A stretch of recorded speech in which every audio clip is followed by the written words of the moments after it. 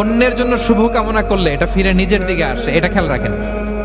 এটা একটা life hacks share করতেছি, আজীবন কাজে লাগবে। অন্যের জন্য যেটাই ভালো কামনা করবেন এটা ঘুরে আপনার দিকে আসবে। অনেকে বলে হুজুর ওর জন্য দোয়া করে আমার কি লাভ?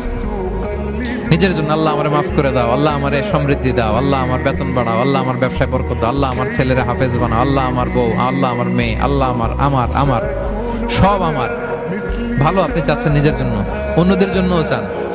আল্লাহ আমার সব ভাইদেরকে মাফ করো, আল্লাহ আল্লাহ আমার গোটা মুসলিম উম্মাকে তুমি বরকত দাও, কল্যাণ দাও, নেতৃত্বে আসার তৌফিক দাও, আল্লাহ সবাইকে সুস্বাস্থ্য দাও।